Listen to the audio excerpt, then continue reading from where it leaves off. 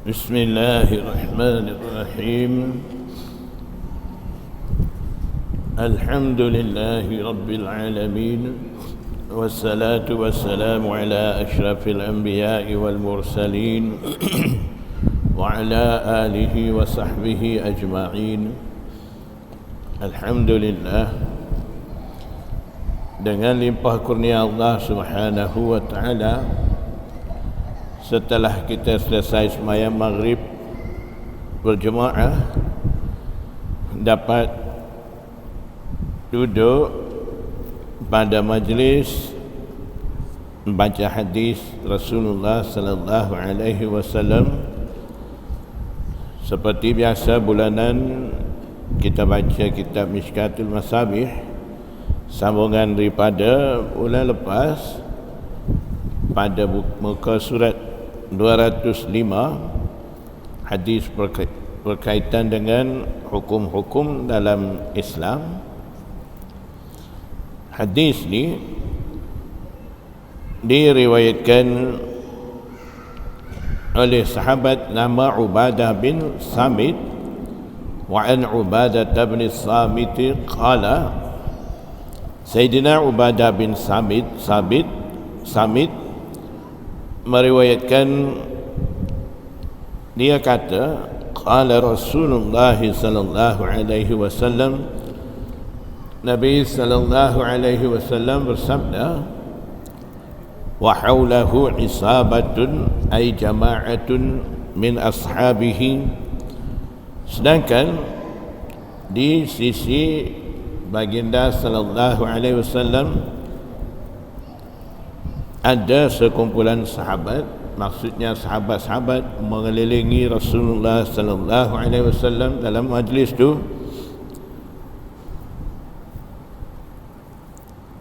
Ketika itu Nabi sallallahu alaihi wasallam bersabda, "Bai'uni, bai'alah kamu kepada aku, ala alla tusyriku billahi syai'a, bahawa kamu jangan menyekutukan Allah Subhanahu wa taala dengan sesuatu apapun, wala tusriqu, dan jangan kamu mencuri, wala taznu, jangan kamu berzina, wala taqtulu auladakum, dan jangan membunuh anak-anak kamu kerana takut miskin, kerana takut tak mampu membiayai perbelanjaan anak-anak tu. Wala ta'tu bi buhtanin taftarunahu baina aydikum wa arjulikum, dan juga jangan kamu sengaja membuat tuhmahan, tuduhan kepada sesiapa. Wala ta'su fi ma'rufin, dan jangan kamu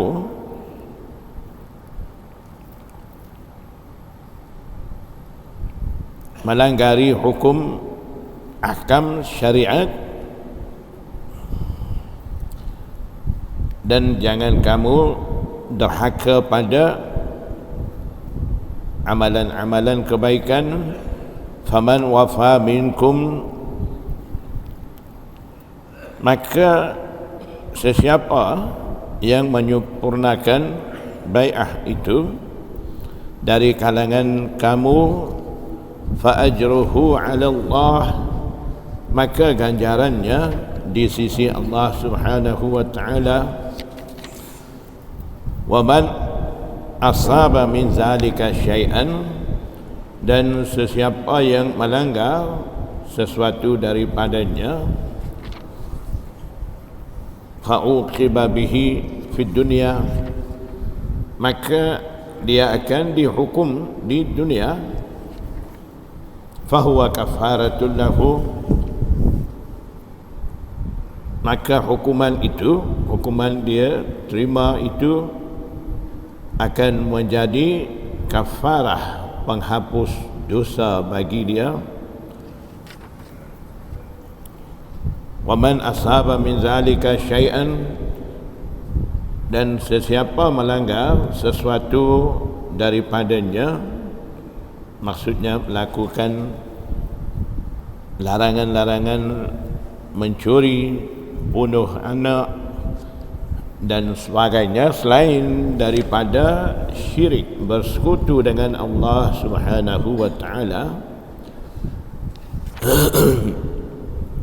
summa satarahullahu alaihi, kemudian Allah Subhanahu wa taala menutupinya, maksudnya menyembunyikan kesalahan-kesalahan dia,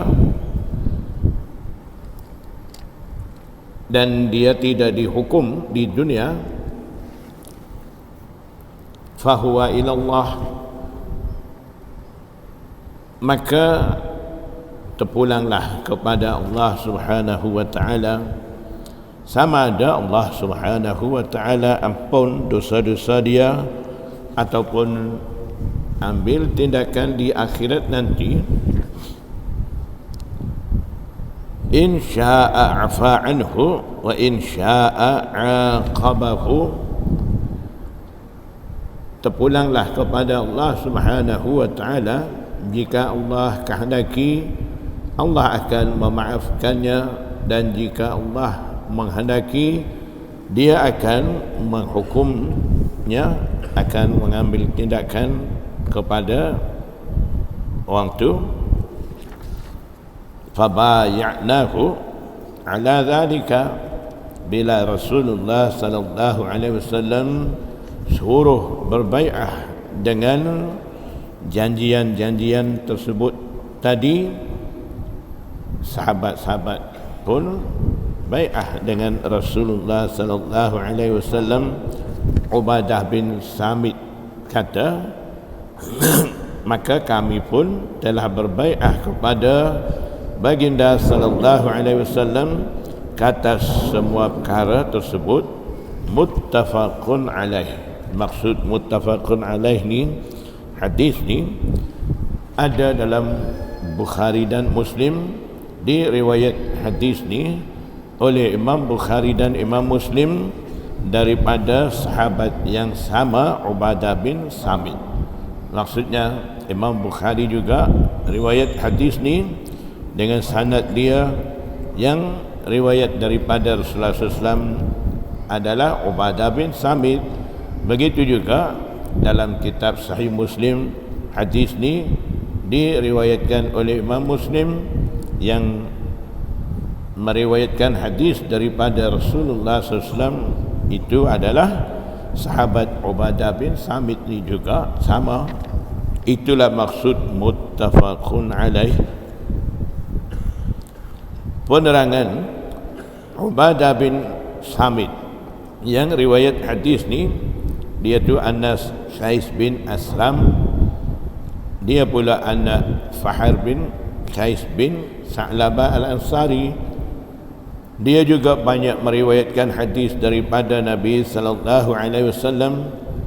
Antara yang meriwayatkan hadis daripada beliau ialah Abu Umamah, maksudnya Abu Umamah Anas bin Malik, Jabir bin Abdullah, dan ramai lagi sahabat-sahabat menerima riwayat daripada Ubadah bin Samit, mengambil riwayat balik hadis daripada Ubadah bin Samit tu.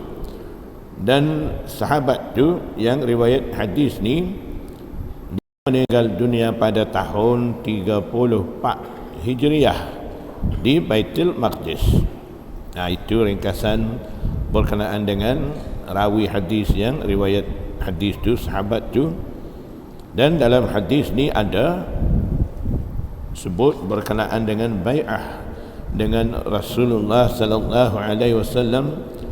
Maksud bai'ah di peringkat awal Islam digunakan untuk masuk Islam. Yang sebut dalam hadis berbai'ahlah kamu, maksudnya terimalah Islam sebagai agama kamu. Nah, itu maksud bai'ah pada awal Islam bila Rasulullah SAW bersabda bai'ahlah kamu, maksudnya tinggalkan kufur dan syirik, masuk dengan sepenuh kepada agama Islam, beriman dengan sungguh-sungguh. Itu maksud diambil bai'ah pada peringkat awal Islam. Dan bai'ah dari segi bahasa Arab maksudnya jual. Jadi kalau begitu, apa maksud bai'ah di sini? Maksudnya apabila seseorang masuk Islam, maksudnya dia tu dah jual harta dia, diri dia kepada Allah Subhanahu wa taala. Jadi dia tak boleh melakukan apa-apa amalan ikut suka hati dia, sama ada harta dia mau guna ikut suka hati dia, ataupun diri dia, dia nak buat apa saja amalan, tidak berhak lagi di atas dia, melainkan mengikuti apa yang diperintahkan oleh Allah Subhanahu wa taala. Itulah maksud bai'ah dari segi bahasa, maksudnya jual diri dan jual harta kepada Allah. Maksudnya janji akan taat setia kepada Allah dan Rasulnya. Itulah maksud daripada surah At-Taubah ayat 111. Maksudnya sesungguhnya Allah Subhanahu wa taala telah pun membeli daripada orang-orang yang beriman. Maknanya kita dah jual, dah serah nyawa kita, harta kita kepada Allah Subhanahu wa taala. Akan jiwa mereka dan harta benda mereka, dengan balasan bahawa mereka akan beroleh syurga. Jadi kita taat kepada Allah Subhanahu wa taala dan Rasulnya, dan kita serah diri kita, nyawa kita dan harta kita dalam segi taat kepada Allah dan Rasul. Balasannya kita akan dapat syurga.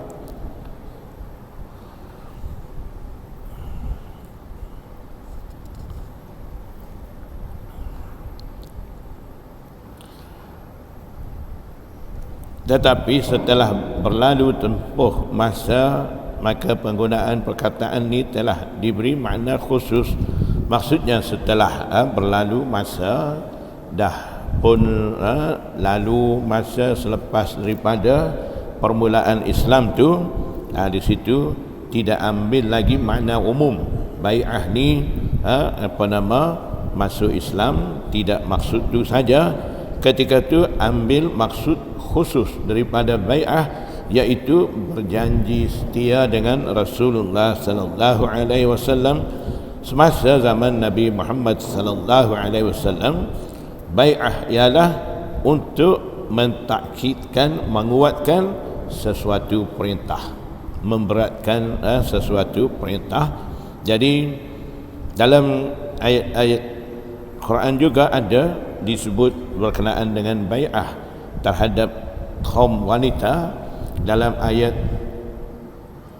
12 surah Al-Mumtahinah. Di situ maksudnya, wahai Nabi, apabila orang-orang perempuan yang beriman datang kepada kamu untuk memberi pengakuan taat setia bahawa mereka tidak akan melakukan syirik kepada Allah Subhanahu wa taala dengan sesuatu pun, dan juga mereka tidak akan mencuri, dan mereka tidak akan berzina, dan mereka tidak akan membunuh anak-anaknya, dan juga mereka tidak akan melakukan sesuatu perkara dusta yang mereka ada-adakan dari kemahuan hati mereka, dan mereka tidak akan menderhaka kepadamu dalam sesuatu perkara yang baik, maka terimalah pengakuan taat setia daripada mereka, dan pohonkanlah kepada Allah Subhanahu wa taala mengampuni dosa-dosa mereka.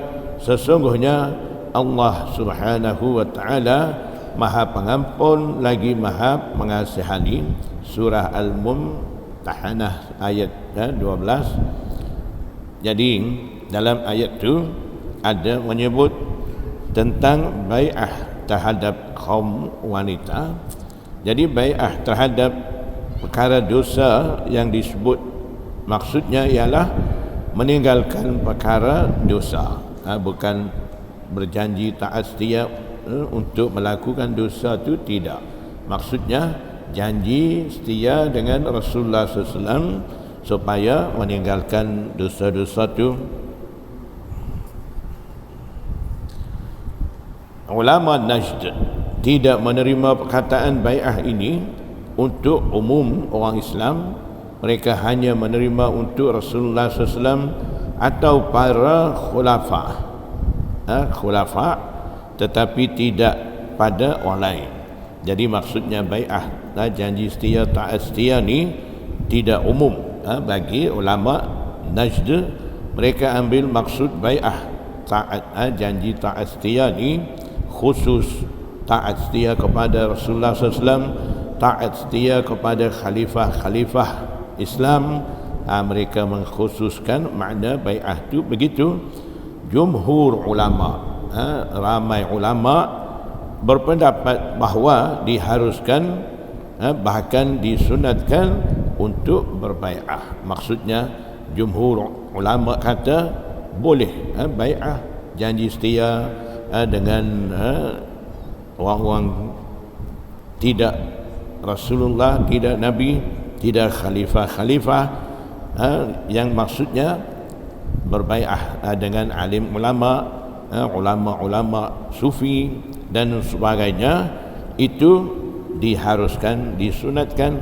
Jadi maknanya kalau kita jumpa dengan orang-orang benar-benar beramal dengan amalan sufi, berada di atas jalan yang benar, tidak membawa tasawuf karut marut, dan benar-benar dia tu menjaga perintah Allah Subhanahu wa taala dan juga mengikuti dengan sepenuh amalan-amalan Rasulullah sallallahu alaihi wasallam, dan amalan-amalan dia memang dituruti betul-betul syariah Islam. Kalau jumpa alim ulama, wali aulia seperti itu, boleh kita menerima bai'ah dengan mereka, janji taat setia dengan apa mereka mengajar untuk kita beramal, menambah kekuatan keimanan kita, dan juga meningkatkan amalan-amalan kita supaya kita dapat mendampingi dengan Allah Subhanahu wa taala di bawah pimpinan jagaan mereka. Kita berbai'ah, taat setia dengan orang-orang seperti itu. Di sisi jumhur ulama diharuskan, boleh begitu. Berbai'ah untuk bertaubat daripada dosa dan meninggalkan dosa. Itu tidak ada halangan yang dilihat untuk melakukan bai'ah ini. Bai'ah pada amir, ketua kumpulan kaum muslimin itu penting. Ada pendapat menyatakan sesiapa yang tidak berbai'ah dengan mana-mana syekh, maka dia telah menjadikan syaitan sebagai syekhnya. Jadi kita buat amal ibadat, meningkatkan amalan-amalan kita tanpa ada syekh yang pimpin dengan kita. Kita buat dengan cara kita sendiri dan sebagainya. Ketika itu syaitan akan mai jadi syekh kita. Maksudnya syaitan akan menyesatkan orang tu disebabkan orang tu tidak ada di bawah pimpinan ataupun di bawah jagaan ataupun di bawah tunjuk ajar daripada mana-mana syekh. Jadi perlu, kalau kita nak meningkatkan amalan kita dari segi ibadat kita, dari segi zikir dan sebagainya, ketika itu kita perlu berbai'ah dengan syekh-syekh tarikat dan juga syekh-syekh dah pun dapat mendampingi diri kepada Allah Subhanahu wa taala. Mereka akan pimpin kita, akan tunjuk jalan kita, mereka akan ajar amalan-amalan, macam mana cara kita melakukan, mereka akan bagi zikir-zikir untuk kita sentiasa mengingati Allah Subhanahu wa taala supaya meningkat darajat kita, makin lama makin kita hampir dengan Allah Subhanahu wa taala. Jadi di situ juga perlu kita berbai'ah dengan syekh-syekh yang sudah pun begitu lama dalam bidang amalan-amalan dalam syariah Islam tu.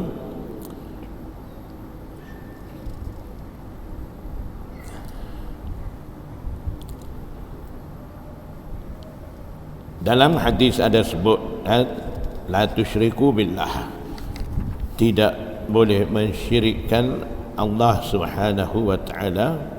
Padanya larangan untuk melakukan syirik jali dan syirik khafi, kedua-duanya maksudnya jangan kamu syirik bersekutu kepada Allah. Di situ ada dua makna, syirik jeli, syirik besar, syirik nyata. Kita bersekutu kepada Allah Subhanahu wa taala dengan makhluk-makhluk Allah. Itu satu. Yang satu lagi syirik khafi, syirik yang ringan. Seperti mana kita buat amal ibadat, niat kita tidak kerana Allah, niat kita nak menunjuk-nunjuk kepada orang, ataupun niat kita mau masyhur, itu juga ada maksud di situ. Kita menyekutukan orang lain dalam ibadat kita dengan Allah Subhanahu wa taala.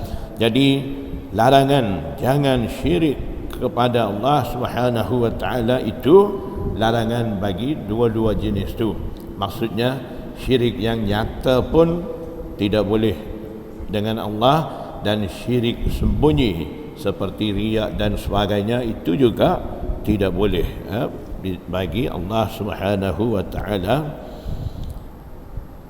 Dan juga dalam hadis ada sebut wala tusriqu wala tasriqu, jangan mencuri bai'ah, supaya tidak mencuri. Maksudnya mencuri, ta'rif dia, definisi dia, mengeluarkan sesuatu yang berharga daripada tempat yang terpelihara. Orang simpan benda berharga, kita pergi ambil daripada tempat simpan, tempat pelihara, tempat rahsia, keluarkan daripada tempat tu, bawa lari. Itulah panggil, maksud dia mencuri.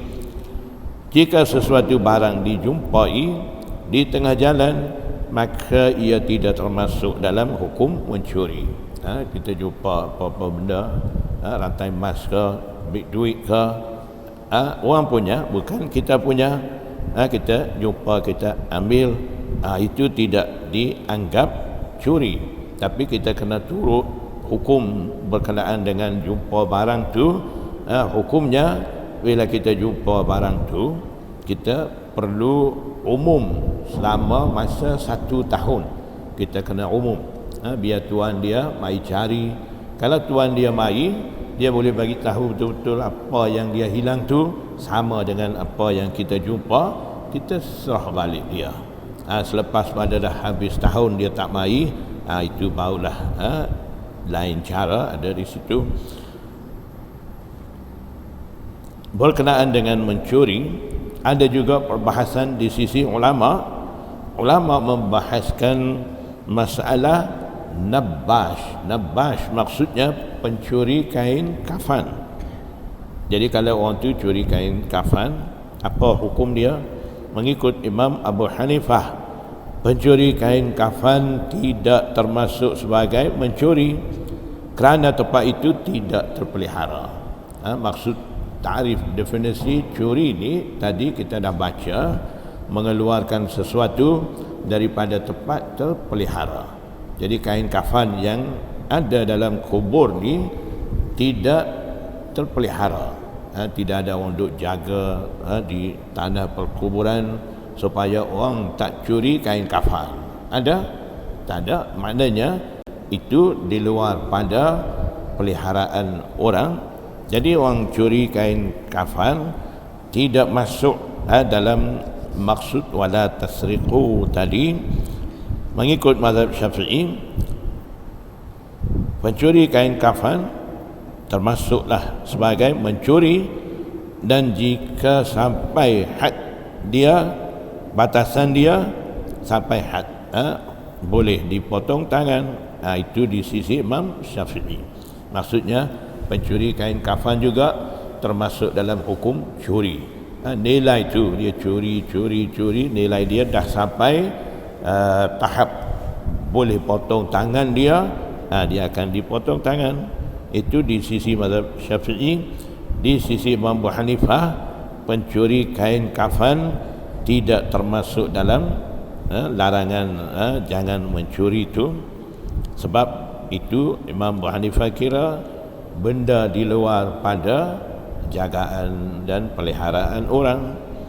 Mencuri dengan terang-terangan itu dipanggil merompak. Itu huraian tambahan. Dalam kerja ijtimai, maksudnya gotong royong dan sebagainya, pakar-pakar buat kerja ramai-ramai, di situ juga jangan mencuri waktu khidmat. Itu juga curi masa, curi tulang, orang panggil curi tulang, curi juga. Itu juga tidak dikehendaki.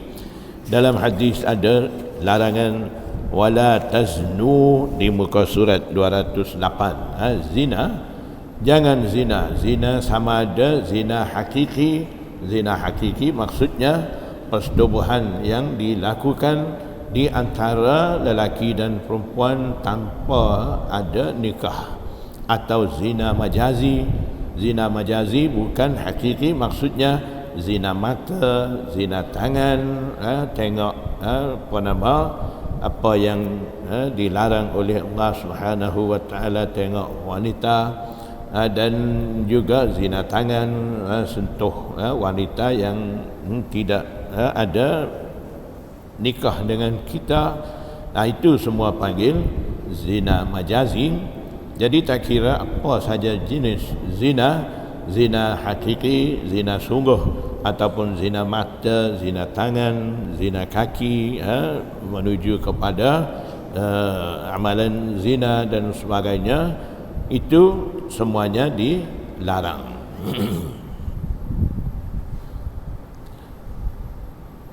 Termasuk juga dalam larangan itu perkara, termasuk dalam perkara yang dilarang ialah perkara-perkara yang menjerumuskan ataupun mendorongkan seseorang kepada zina.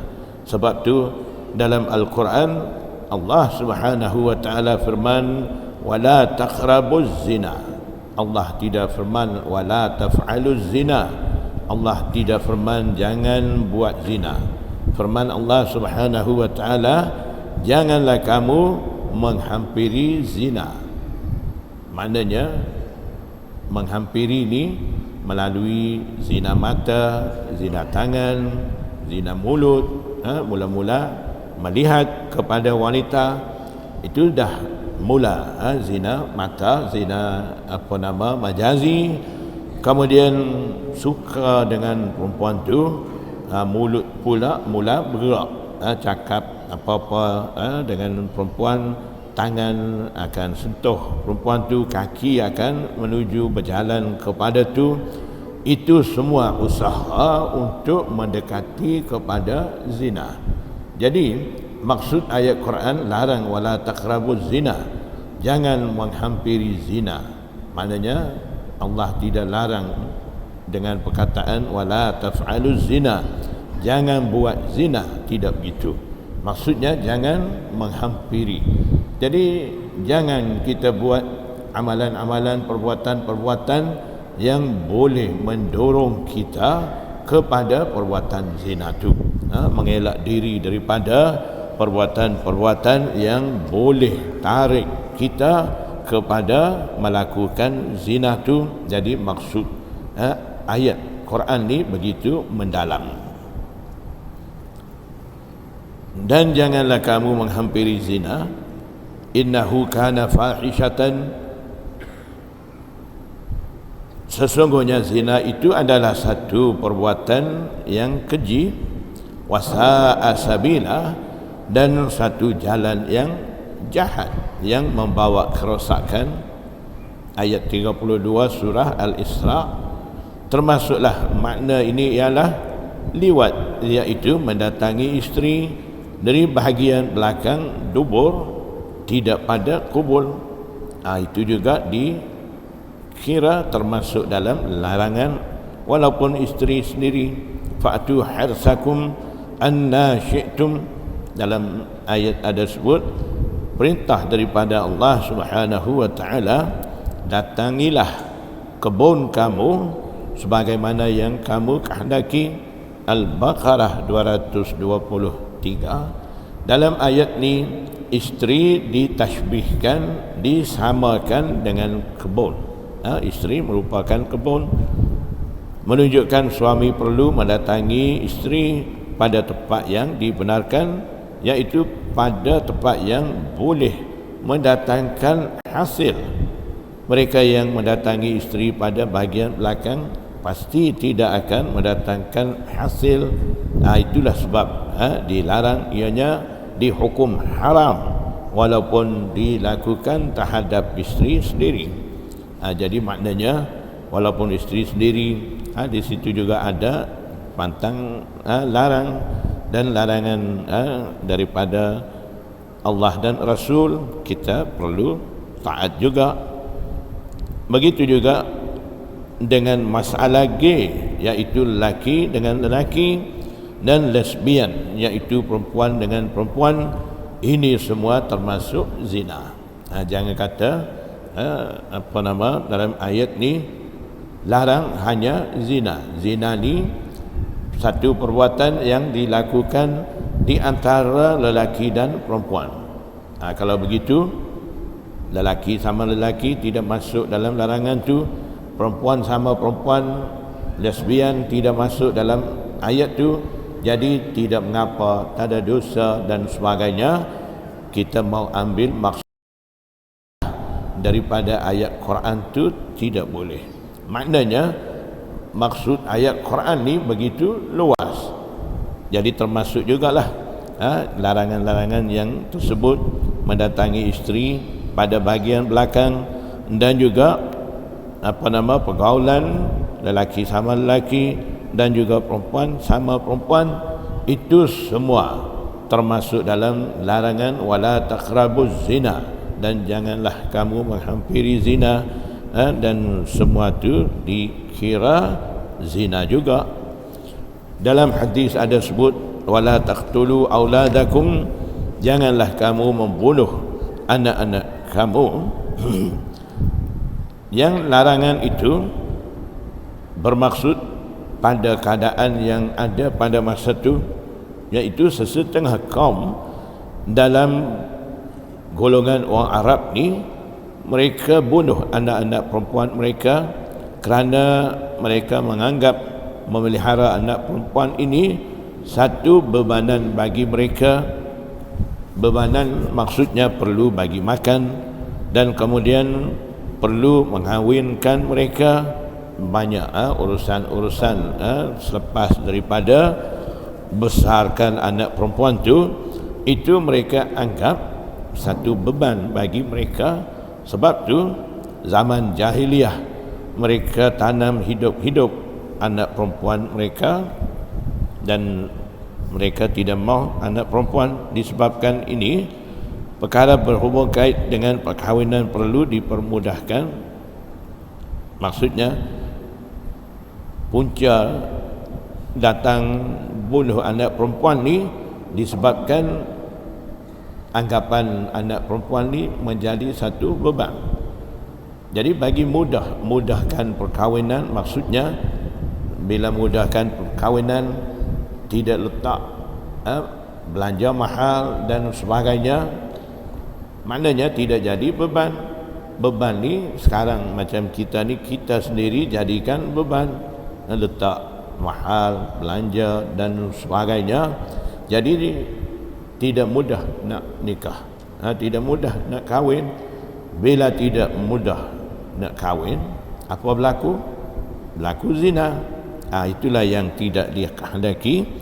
Jadi maksudnya di sini disebabkan ini perkara berhubung kait dengan perkahwinan perlu dipermudahkan. Barulah tidak timbul cerita-cerita zina dan juga bunuh anak kerana anak perempuan ni jadi beban bagi ibu bapa dan sebagainya, tidak akan berlaku. Apabila perkahwinan dipersulitkan, maka ia akan membawa kepada perzinaan. Orang Arab juga menganggap memelihara anak perempuan akan menyebabkan rezeki mereka berkurangan. Disebabkan inilah Allah Subhanahu wa taala berfirman, maksudnya surah Al-Isra ayat 31, dan janganlah kamu membunuh anak-anak kamu kerana takutkan kepapaan. Kamilah yang memberi rezeki kepada mereka dan kepada kamu.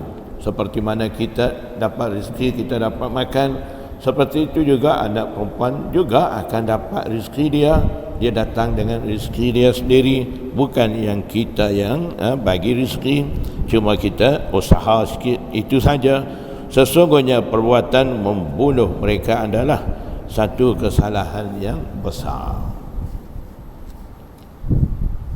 dan tidak ada sesuatu pun melainkan pada sisi kami sahaja perbendaharaannya, dan kami tidak menurunkannya melainkan dengan menurut kadar dan masa yang tertentu.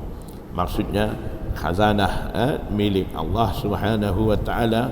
Allah akan bagi makan semua tu rezeki. Allah dah jamin, tidak perlu bunuh anak, tidak perlu kita tak mau anak ramai kerana takut susah dan sebagainya. Itu semua tak perlu. Di sisi Allah ada banyak cabang dan jalan rezeki.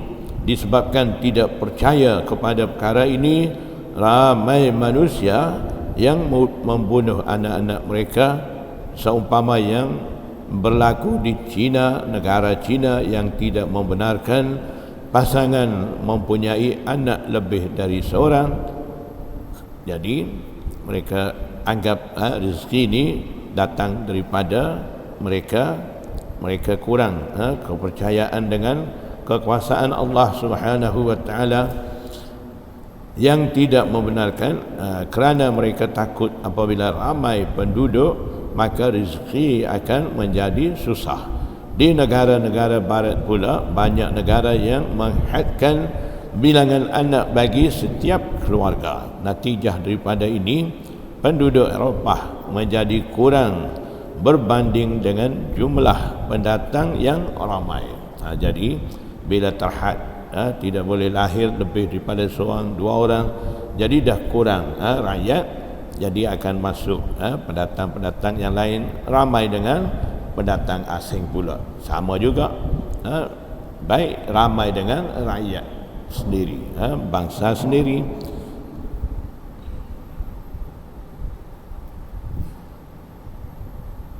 Semasa Maulana ke France, maksud Maulana ni tugu bagi Maulana Hasanul Hizam, dia pergi France, Perancis. Maulana mengatakan orang-orang Arab mempunyai anak yang ramai dan anak-anak orang Eropah sedikit. Di negara maju kos penghidupan tinggi, oleh itu mereka diberi gaji yang besar. Di negara maju kerajaan menetapkan gaji bulanan minimal bagi penduduknya. Jika seseorang itu tidak bekerja, maka setiap anak akan diberi wang saraan.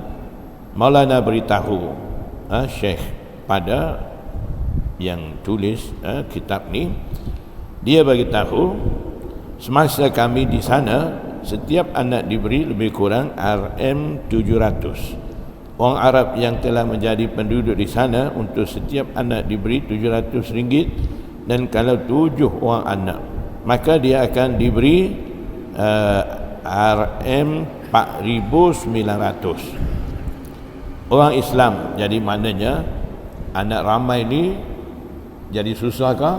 Lagi senang, dapat banyak. Kalau anak seorang dapat 700, kalau 2 orang terhad 1,400. Orang Arab pergi duduk sana, anak ramai 7 orang kali dengan 700, 4,009, lebih pada penduduk sana. Jadi maknanya maksud Maulana ni dia nak bagi tahu anak ramai itu bukan punca menjadi kesusahan.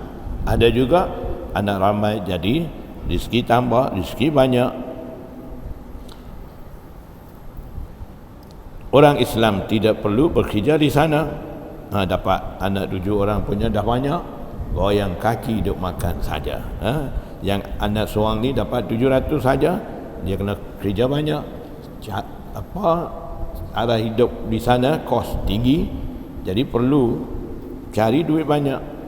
Kalau orang Arab, orang Islam pergi menetap di sana, bila kerajaan Perancis tu bagi seorang 700, dia ada anak ramai, dia dapat banyak, tak kerja pun tak apa. Kalau bekerja, mereka dapat RM 5,000. Tapi kalau ada 7 anak, 4,009, hampir 5,000 dah sama. Tak kerja tak apa, tak perlu kerja lagi. Orang takut jika mempunyai anak kurang rezeki, tetapi di sini anak menjadi sumber rezeki. Sekarang pun di Malaysia orang sudah merasa jika mempunyai 4-5 orang anak sudah ramai. Orang Eropah lebih menyayangi binatang daripada anak. Jadi terhad anak mesti lahir seorang 2 orang, dia mau lagi anak, jadi pelihara anak anjing lah, anak juga. Jadi tukar gitu. Dah masuk Isya. Azan dulu insya-Allah.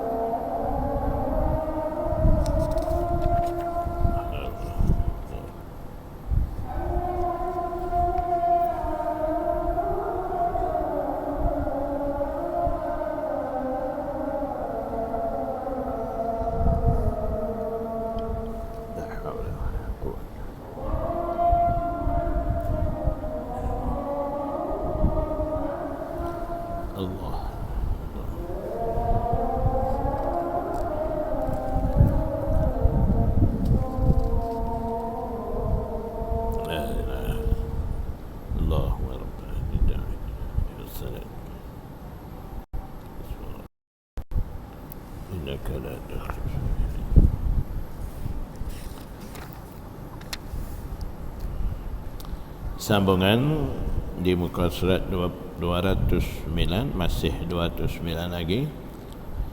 Zina ini akan merosakkan institusi kekeluargaan dan keturunan.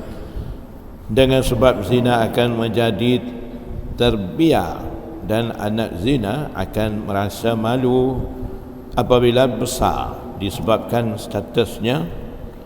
Zina juga menyebabkan anak tidak mendapat kasih sayang ibu dan ayah. Maknanya nak cerita keburukan hasil daripada perbuatan zina itu. Tarbiyah, didikan untuk seorang anak ialah daripada kedua ibu bapanya kelembutan dan syafqah, kesayangan daripada seseorang ibu, dan ketegasan itu daripada seorang bapa. Jadi anak yang mempunyai ibu bapa, dia akan dapat tarbiyah, didikan, penjagaan dengan pelbagai cara ibu lain, asuh didik anak lembut, tunjuk kasih sayang. Cara ayah pula tegas. Maknanya itu semua ada kebaikan bagi anak yang mempunyai kedua ibu bapa. Beza dengan anak zina. Anak zina tidak akan dapat penjagaan dengan baik begitu, kasih sayang daripada ibu tidak akan dapat, ketegasan penjagaan yang baik daripada ayah dia tidak akan dapat.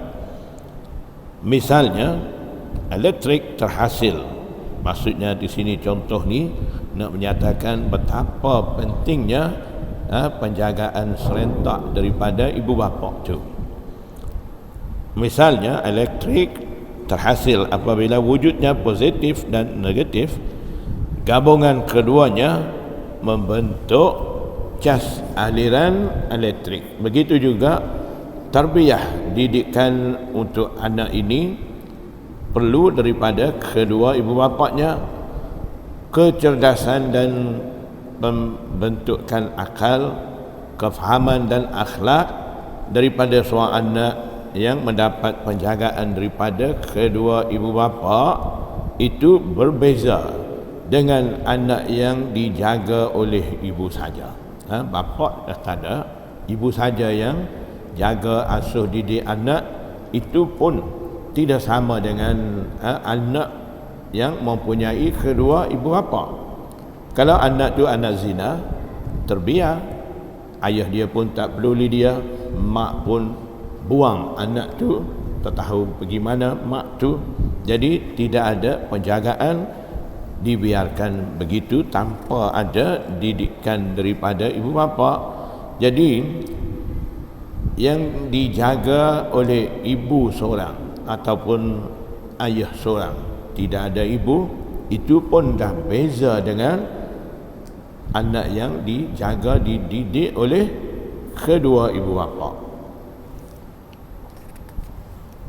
Kasih sayang daripada kedua ibu bapa adalah amat penting bagi anak dalam mentarbiyah anak. Ibu dan bapa perlu bersepakat. Jika tidak, kekeliruan akan wujud dalam diri anak tersebut. Kekurangan itu kekeluargaan itu sangat penting dalam Islam. Cumanya orang Islam masih belum mampu untuk menunjukkan contoh teladan kekeluargaan Islam yang sempurna.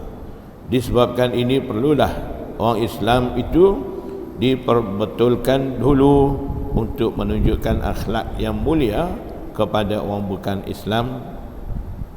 Dan dalam hadis ada larang, jangan memfitnah di antara tangan dan kaki kamu. Maksud itu adalah tuhmah yang khusus, tuduhan yang khusus. Maksud pertama mengada-ngadakan, yakni seseorang mendakwa bahawa inilah anaknya, sedangkan anak tersebut bukanlah anak dia, mengaku anak orang, mengaku anak sendiri.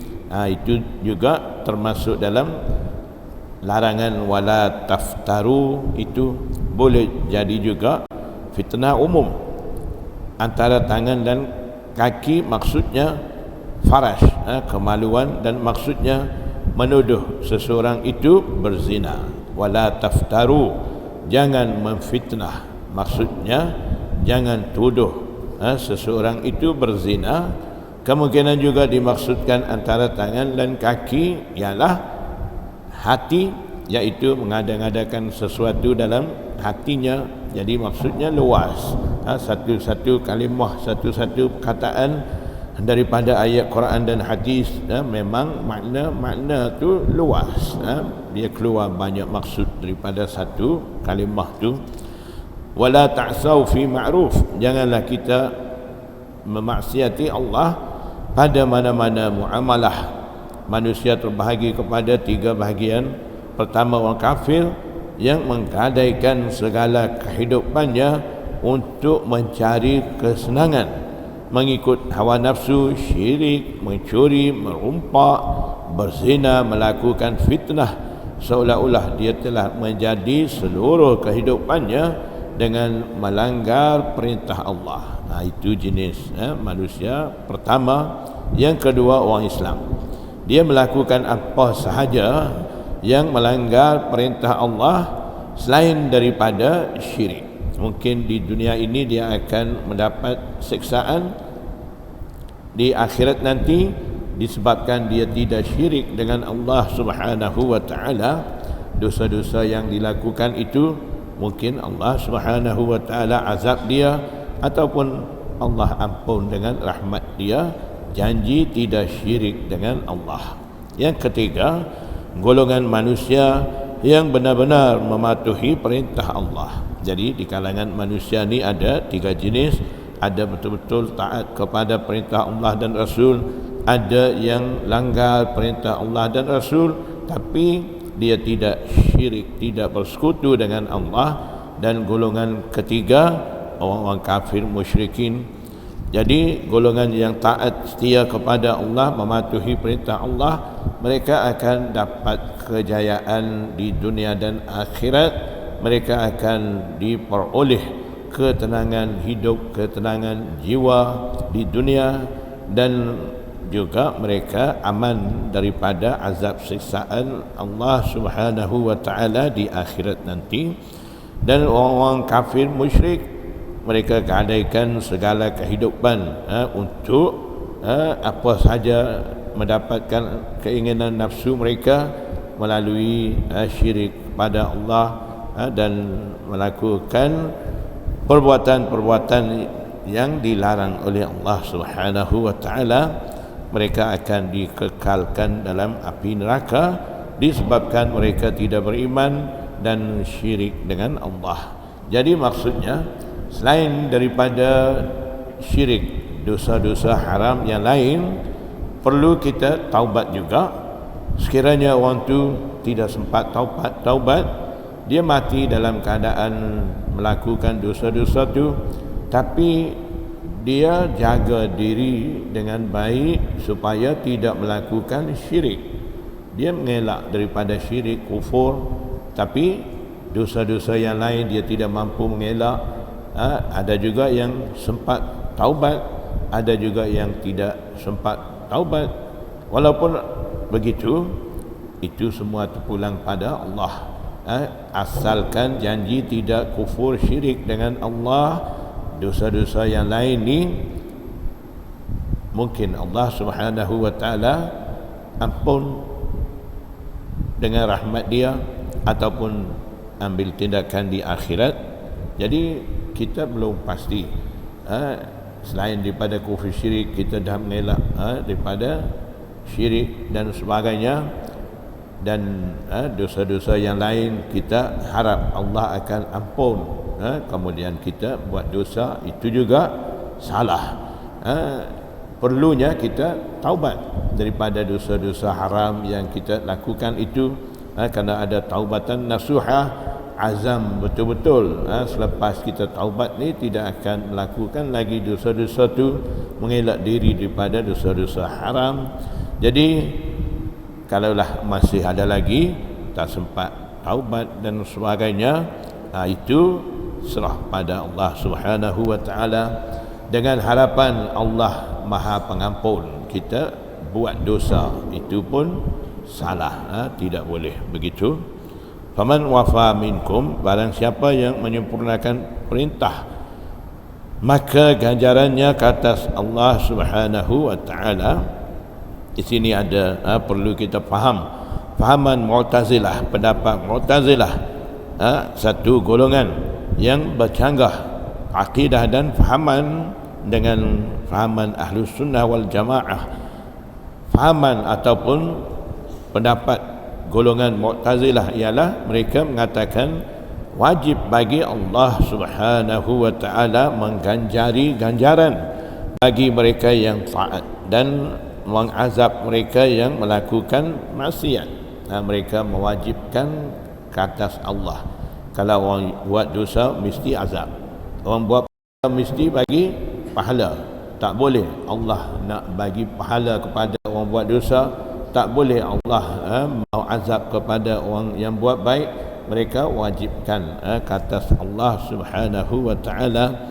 Pendapat jumhur Ahlus Sunnah, kebanyakan ulama di kalangan Ahlus Sunnah wal Jamaah, mereka mengatakan tidak ada satu pun perbuatan insan manusia yang melazimkan, memastikan, memaksakan, mewajibkan sesuatu ke atas Allah.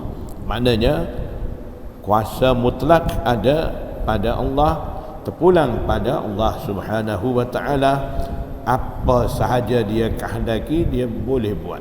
Yang buat amal ibadat dia mau azab, yang buat dosa dia mau bagi syurga, terpulang pada Allah. Tapi Allah dah janji dia akan bagi pahala ganjaran baik syurga kepada orang yang taat buat amal ibadat untuk dia. Dah janji orang buat dosa syirik akan masukkan ke dalam syurga.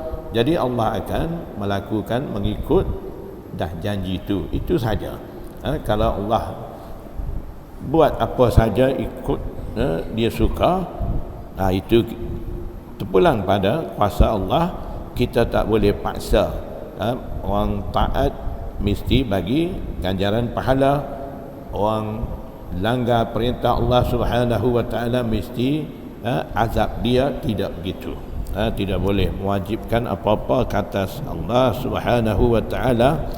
Kalimah ala di dalam hadis tidak memberi makna lazim dan wajib, iaitu wajib ke atas Allah mengganjari orang yang taat dan mengazab mereka yang melakukan maksiat. Maksudnya tidak ambil maksud begitu.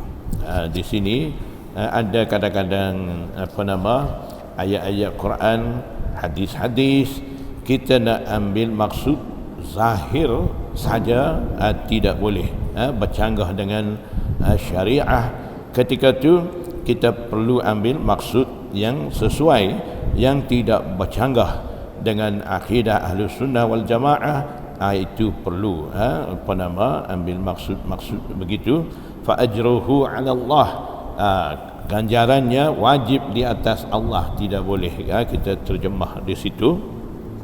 Jadi kalimah ala di sini tidak memberi makna wajib.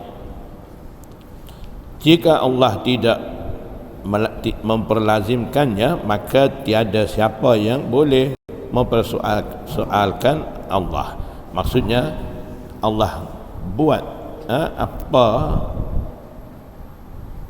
bercanggah dengan apa yang dia dah janji, siapa pun tidak boleh soal dengan Allah. Jika Allah memasukkan semua orang yang taat ke dalam neraka, itu bukanlah suatu kezaliman dan ketidakadilan daripada Allah. Kerana Allah adalah khaliqul makhluqat, yang mencipta semua makhluk. Kuasa mutlak ada pada Allah. Ikut Allah Subhanahu wa taala, hanya Allah jadikan suatu nizam, peraturan yang orang taat akan dimasukkan ke dalam syurga dan orang yang ingkar akan dimasukkan ke dalam neraka. Itu hanya satu peraturan untuk kita memahami dan untuk kita taat kepada Allah dan untuk kita mengelak daripada dosa-dosa.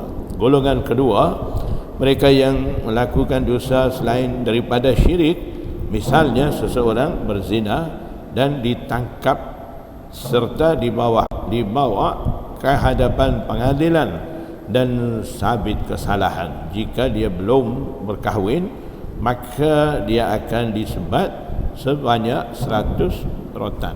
Itu hukuman hudud bagi orang melakukan perbuatan dosa tu. Kafarah, maksud dalam hadis ada sebut fakaffaratuhu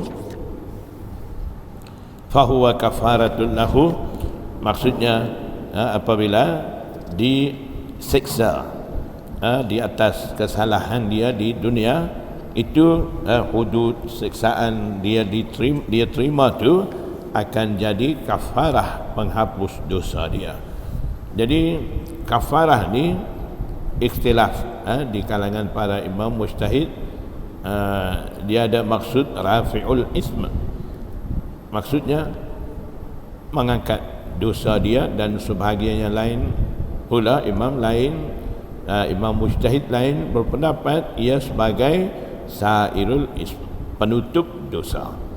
Jadi maksudnya sesetengah imam menganggap maksud kafarah ni langsung jadi hapus dosa dia.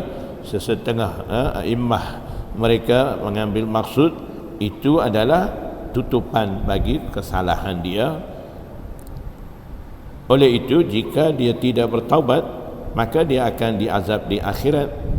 Jadi bagi mereka alim ulama yang mengambil maksud kafarah itu adalah hanya penutup dosa.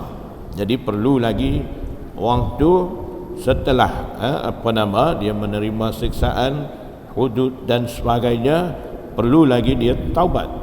Bagi ulama yang ambil maksud rafi'ul ism, menerima balasan hudud ni, dah diangkat dosa dia, maknanya tak taubat pun tak apa, di akhirat nanti Allah Subhanahu wa taala tidak akan ambil tindakan lagi dengan orang tu, dah diampun semua dosa dia. Di situ ada perbezaan pendapat di sisi ulama disebabkan ini. Sebelum mereka dihukum, mereka diminta untuk bertaubat kerana dosa besar tidak diampun tanpa bertaubat. Pendapat yang mengatakan sairul ism, penutup dosa, jika dia tidak bertaubat, dia mungkin dikenakan azab lagi di akhirat nanti. Dalil mereka ayat Quran surah An-Nur ayat 4 dan 5, maksudnya, dan orang-orang yang melemparkan tuduhan zina kepada perempuan yang terpelihara kehormatannya, kemudian mereka tidak membawakan 4 orang saksi bila lempar tuduhan kepada perempuan yang menjaga kehormatan diri, bila tuduh dia tu zina, di situ perlu bawa 4 orang saksi. Maka sebatlah mereka di 80 kali sebat, dan janganlah kamu menerima persaksian mereka itu selama-lamanya, kerana mereka adalah orang yang fasik. Ayat yang 4, ayat yang kelima ni, kecuali orang yang bertaubat sesudah itu dari kesalahannya yang tersebut serta memperbaiki amalannya, maka sesungguhnya Allah Maha Pengampun lagi Maha Mengasihani. Dan ayat lain pula ada menyebut, dan orang lelaki yang mencuri dan orang perempuan yang mencuri, maka hukumnya potonglah tangan mereka sebagai satu balasan dengan sebab apa yang mereka telah lakukan, telah usahakan, juga sebagai suatu hukuman pencegah dari Allah. Dan ingatlah Allah Maha Kuasa lagi Maha Bijaksana. Maka sesiapa yang bertaubat sesudah ia melakukan kejahatan curi dan sebagainya itu, kejahatan itu, dan memperbaiki amal usahanya, sesungguhnya Allah menerima taubatnya, kerana Allah Maha Pengampun lagi Maha Pengasihani. Jadi maksudnya itu menjadi ayat-ayat itu menjadi dalil bagi ulama yang mengambil maksud kafarah itu adalah sairul ism, penutup dosa, perlu lagi taubat orang tu. Mana-mana dosa besar yang dikenakan ke atasnya pembalasan, maka disertakan dengan taubat. Sayyidina Ma'iz al-Aslami apabila dirijam, ada orang yang mencelanya, maka Nabi sallallahu alaihi wasallam memberitahu, qala Nabi sallallahu alaihi wasallam istaghfiru li Ma'iz ibn Malik laqad taba taubatan law qussimat baina ummatin la wasi'athum. Riwayat Muslim. Jika taubat Sayyidina Ma'iz ini diberikan kepada umat, maksudnya bahagi taubat ni kepada umat Nabi Muhammad sallallahu alaihi wasallam, maka ia memadai untuk mereka, maksudnya umat Islam semua akan diampun dengan taubat Ma'iz tu. Begitu ada kehebatan, kekuatan dalam taubat dia tu. Maksudnya tidak boleh menghina, tidak boleh mencela sahabat tu, disebabkan sahabat tu berlaku zina, dihukum rijam. Mau hina, mau cela sama sahabat tu tak boleh. Jadi bila ada di kalangan orang ada mencela dengan Sayyidina Ma'iz ketika dia menerima hukuman hudud rijam, dia mai mengaku kesalahan dia di sisi Nabi sallallahu alaihi wasallam, dia tersilap, dah salah, dia melakukan zina. Jadi Nabi sallallahu alaihi wasallam jatuhkan hukuman rijam, tanam sampai dada, kemudian baling batu. Jadi ada yang cakap sikit sebanyak seolah-olah mencela dia. Ketika itulah Nabi SAW bersabda supaya tidak menghina, tidak mencela dengan sahabat yang menerima hukuman itu. Maksudnya taubat dia tu kalau bahagi kepada umat Islam itu dah cukup bagi umat supaya diampun dosa-dosa umat Islam tu. Sebagaimana telah dibahaskan sebelumnya, Allah Subhanahu wa taala menjadikan perkara ini berlaku dalam kalangan sahabah sebagai contoh pelaksanaan hukum dan pengajaran kepada umat. Maksudnya di sini perlu pegangan kita ni dalam keadaan menyangka baik kepada sahabat-sahabat. Jangan kita bawa cerita-cerita seperti ini menghina sahabat-sahabat Rasulullah SAW. Jangan kita kata sahabat pun ada juga zina dihukum rijam, sahabat pun ada juga melakukan kesalahan tu, kesalahan ni, dalam bentuk kita menghina, mencela ataupun merendah-rendahkan martabat sahabat-sahabat tu tidak boleh.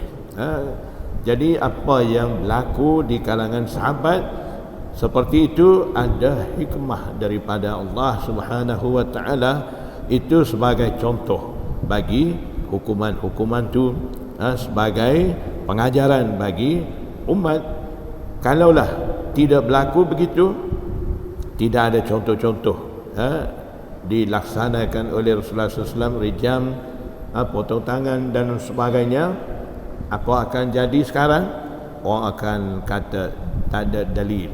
Sekarang orang suka minta dalil kan, apapun, mana dalil, mana hadis, sahih ke dhaif, orang suka sekarang macam tu. Kalau dah tidak ada contoh-contoh berlaku seperti itu, orang sekarang akan kata tidak ada contoh daripada Rasulullah, tak boleh buat semua ni, tak boleh rijam, tak boleh potong tangan dan sebagainya, akan jadi begitu. Jadi kita perlu faham di situ satu perkara, iaitu Allah Subhanahu wa taala utus Rasulullah sallallahu alaihi wasallam ni untuk sampaikan hukum ahkam kepada hamba-hamba dia. Jadi Nabi sallallahu alaihi wasallam mengajar semua hukum ahkam daripada Allah secara teori dan juga praktikal. Maknanya dengan sabdaan dia dan dengan perbuatan amalan dia sendiri, Rasulullah SAW mengajar kepada umat seperti mana sembahyang, puasa, semua tu Nabi SAW sendiri lakukan, sahabat-sahabat ikut. Maknanya Nabi SAW bagi contoh-contoh dulu. Dalam pada tu ada dua perkara. Satu perkara amalan-amalan yang layak zahirkan daripada diri Rasulullah seperti sembahyang, puasa dan sebagainya. Amalan-amalan tu terbit daripada diri Rasulullah SAW sebagai contoh bagi umat dia. Maknanya amalan-amalan itu layak dengan darajat kedudukan tinggi sebagai seorang Nabi dan seorang Rasul. Nabi SAW tunjuk contoh sembahyang, itu layak dengan darajat kenabian dia, tidak akan jadi hina. Dan ada pula sesetengah contoh Allah Subhanahu wa ta'ala tidak terbitkan daripada Rasulullah. Macam sesetengah amalan ni Allah Subhanahu wa ta'ala terbitkan daripada diri Rasulullah SAW sebagai seperti sembahyang, puasa dan sebagainya, contoh bagi umat Islam. Sesetengah amalan sebagai contoh daripada Rasulullah SAW, Allah Subhanahu wa ta'ala tidak terbitkan sebab tidak layak dengan darajat kedudukan tinggi kenabian Rasulullah SAW tu, seperti menerima hukuman kerana curi dipotong tangan, menerima hukuman rejam disebabkan zina dan sebagainya. Contoh-contoh seperti itu Allah Subhanahu wa ta'ala tidak terbitkan daripada Rasulullah SAW. Tidak kata seperti mana Rasulullah SAW mengajar sembahyang, puasa, Nabi SAW mengajar juga macam mana mau jatuhkan hukuman hudud ni, macam ni lah. Rasulullah SAW pun contohnya pergi curi dulu, kemudian serah diri, potong tangan aku, curi ni, inilah balasan dia. Nabi SAW zina, kemudian dia serah diri, rejamlah aku, inilah balasan bagi zina. Maknanya tidak begitu. Contoh-contoh seperti itu Allah Subhanahu wa ta'ala tidak menzahirkan daripada Rasulullah sebab tidak layak dengan darajat kenabian Rasulullah. Contoh-contoh yang baik seperti puasa, sembahyang ni Allah terbitkan daripada diri Rasulullah. Itu tidak menjatuhkan imej Rasulullah. Bila amalan-amalan yang tidak layak terbit daripada diri Rasulullah SAW sebagai menerima hukuman kena potong tangan, direjam dan sebagainya, Allah Subhanahu wa ta'ala ketika tu guna sahabat-sahabat tu. Di kalangan sahabat melakukan kesalahan-kesalahan tu, kemudian dihukum, jadikan contoh. Jadi sahabat yang terjerumus dengan kesalahan-kesalahan seperti itu akhirnya dihukum tu, sahabat-sahabat tu kira contoh bagi Islam, contoh bagi orang-orang Islam, contoh bagi umat Islam. Bukan mereka ni orang jahat, bukan kita nak kata sahabat pun tak betul, salah, ada juga buat gini-gini. Itu jangan jadikan modal bagi kita untuk hina sahabat-sahabat tu. Itu yang perlu kita jaga. Sebenarnya mereka lah bertuah, digunakan diri untuk contoh dalam agama Islam. Bila dia terima hukuman Ma'iz al-Islami, dia dah terima hukuman dia, dirijam, sebelum tu diminta taubat. Maknanya Allah Subhanahu wa ta'ala dah pun ampunkan dosa-dosa dia, dah tidak ada dosa, tidak akan diambil tindakan di akhirat nanti.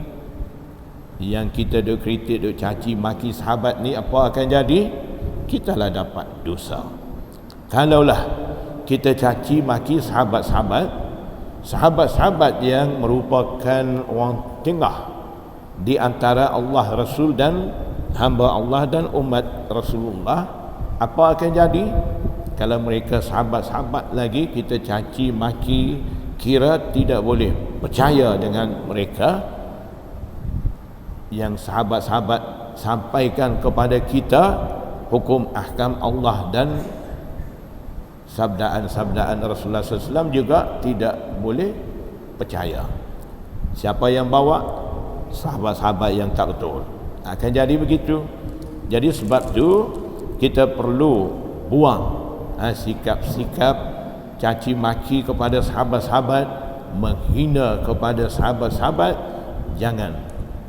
Bila kita bawa cara-cara seperti itu, dengan sendiri akan hilang kepercayaan kepada sahabat-sahabat. Sahabat-sahabatlah orang tengah sampaikan agama Islam, hukum-hukum Allah dan sabdaan perbuatan Rasulullah SAW, yang mana kita kata sekarang Quran, hadis, Quran, sunnah tu. Siapa yang bawa? Sahabat-sahabat yang bawa daripada Rasulullah sampaikan kepada umat generasi yang datang kemudian daripada sahabat tu. Jadi sebab itulah dalam bidang ilmu hadis, dalam ilmu jarah ta'dil yang membicarakan kesalahan-kesalahan yang dilakukan oleh mereka yang riwayat hadis, di situ ulama hadis tidak bincang tentang sahabat. Kalau sahabat, as-sahabatu kulluhum adul, sahabat semua kira siqah yang dipercayai, yang baik, habis, tutup cerita. Dalam kitab-kitab tidak ada Abdullah bin Mas'ud dipercayai, Aisyah tidak dipercayai, tidak macam tu. Kalau rawi lain selain daripada golongan sahabat akan diteliti, diperiksa kehidupan dia, layak ke tidak mau terima hadis daripada dia, akan kaji. Dengan sahabat tidak ada kajian tu. Sahabat semua ni dipercayai. Apa yang berlaku di kalangan sahabat yang kita nampak kesalahan itulah, kesalahan inilah, semua ni ada hikmah daripada Allah. Itu perlu kita tanam dalam hati kita supaya tidak tergugat keimanan kita dan pegangan kita dalam agama Islam.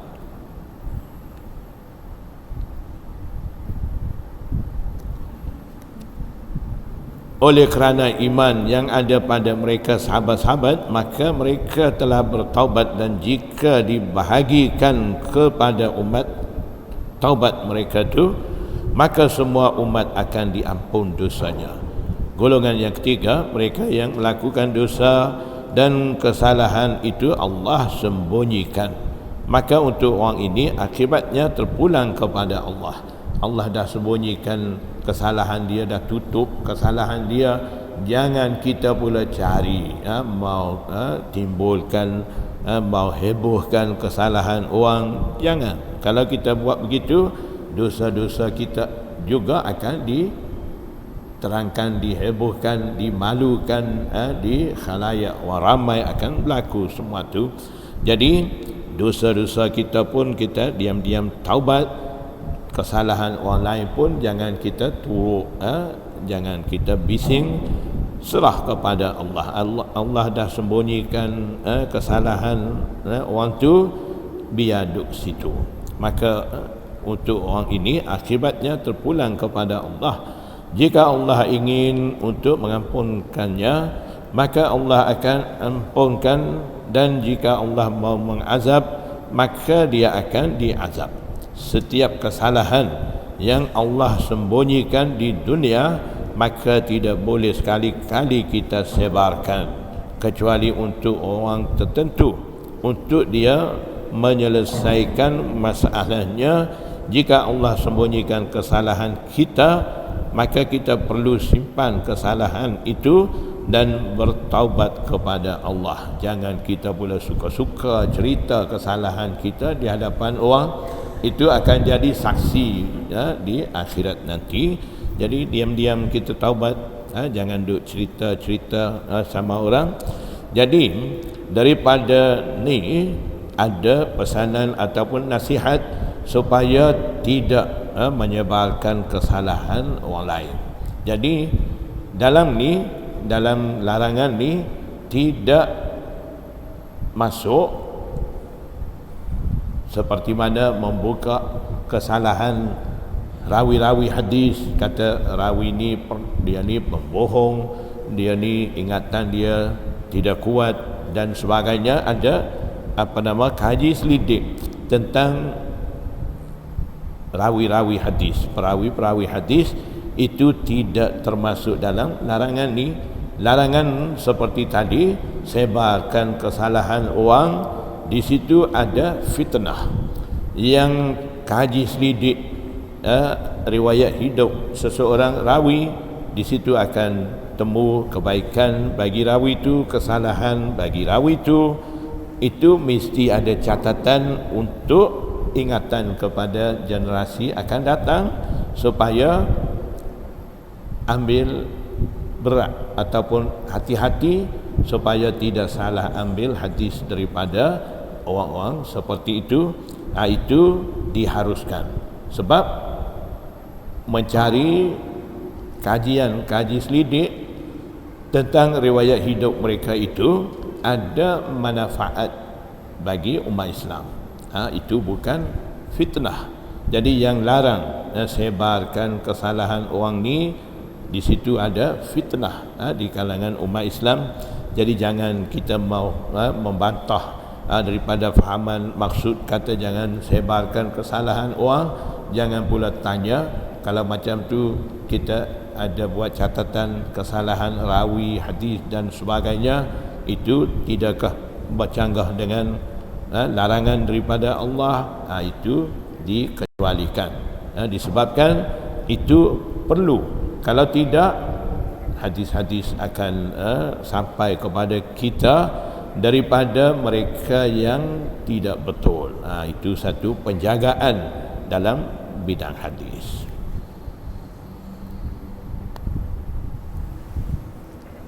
Bolehlah, memang.